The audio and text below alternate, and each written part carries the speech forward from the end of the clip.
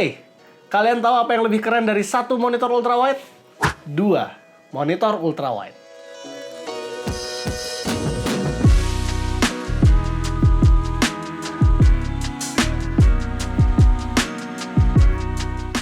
Ini adalah Corsair Xenion Edge, sebuah sidekick display berukuran 14,5 inch touchscreen yang bisa ditaruh di setup atau di dalam PC kalian. Yes, layar ini magnetik jadi bisa ditempel di casing yang memang support, tapi so far gue baru makainya menjadi layar kedua aja di atas desktop. Monitor ini memang bukan ditujukan jadi layar utama, tapi jadi asisten yang nice to have aja. Kalian ingat nggak laptop ZenBook Duo? Ya, kurang lebih ini ingin menjadikan setup kalian mirip dengan ZenBook Duo. Kita mulai dari unboxingnya dulu. Jadi presentasi boxnya ini cukup mewah. Di dalamnya ada monitornya itu sendiri, tapi tidak ada manual book karena harus online dan bisa di-scan di sini. Lalu ada standnya juga yang magnetik. Selain itu ada kabel HDMI braided, USB-C to USB-C, dan USB-C to USB 2.0 untuk motherboard. Tujuan kabel USB 2.0 ini adalah kalau Xenion Edge-nya mau ditaruh di dalam casing. Nah, secara desain ini bentuknya ya Corsair banget. Build-nya ini kerasa industrial dan solid. Layarnya punya aspek rasio yang panjang banget, yaitu 14,5 inch 32:9 dengan resolusi 2560 x 720. Ya, hampir kayak layar dashboard mobil mewah ya. Standnya juga lumayan solid, standnya ini magnetik, jadi hanya perlu dipasang kalau kita mau taruh di atas meja aja, sementara di bagian belakang ada lubang untuk VESA mount, dan juga 4 lubang sekrup yang bisa dipakai untuk mounting layar ini di dalam casing. Panelnya ini IPS dengan resolusi yang tadi kita udah bilang, gambarnya lumayan tajam, viewing angle-nya luas, dan ini krusial karena biasanya kalian bakal ngeliat monitor ini dari sudut yang agak miring kalau ditaruh di bawah. Akurasi warnanya juga terbilang lumayan, nggak kelihatan murah kalau dijajarin dengan layar flagship, namun tetap masih kalah dari layar OLED atau mini LED. Ngatur displaynya ini ada 3 opsi, ada brightness, backlight, dan contrast, dan yang bener-bener ngatur brightness adalah backlight. Untuk makainya, kita tinggal colokin aja USB-C to USB-C-nya atau USB-C to USB 2 untuk power dan HDMI DP-nya untuk display. Atau kalau USB-C-nya support dengan DisplayPort, kita juga bisa pakai hanya satu USB-C to USB-C aja. Sebenarnya kalau bisa kita pengen ini layar tuh kompatibel pakai USB-C to A karena colokan USB-C di MOBO kita itu agak terbatas. Tapi kalau udah terpasang, dia akan kebaca sebagai monitor kedua.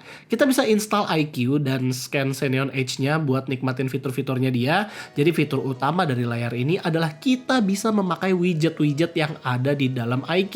Di sini ada volume control, media control, ada jam yang dimana ada digital dan juga analog, bisa nampilin gambar juga, dan bisa pula monitoring suhu CPU dan GPU secara real time dengan tampilan yang minimalis. Atau yang favorit gue adalah Launch App, dimana kita bisa naruh shortcut untuk aplikasi yang sering kita pakai.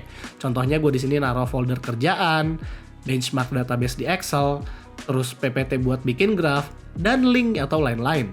Memang kita bisa pakai touch untuk launch aplikasinya, tapi gue sendiri malah lebih suka untuk pakai mouse sendiri tanpa harus mindahin tangan dari mouse ini. Di sini juga ada widget yang gak kalah seru, yaitu iframe, di mana kita bisa embed HTML yang kita mau seperti kalender Google atau Google Maps. Bahkan kita juga bisa embed URL website yang kita sering buka.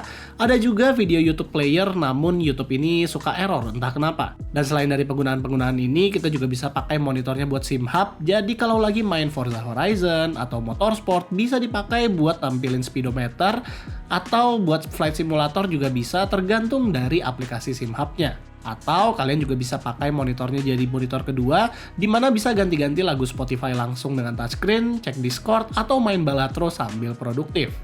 Jadi, siapa yang kira-kira cocok buat pakai monitor ini? Gue ngeliat Xenion Edge itu tuh berguna di 3 skenario. Yang pertama adalah untuk streamer, di mana mereka bisa menaruh chat Twitch dengan mudah di sini tanpa harus membuka page Twitch-nya. Jadi monitor utama bisa fokus buat main game.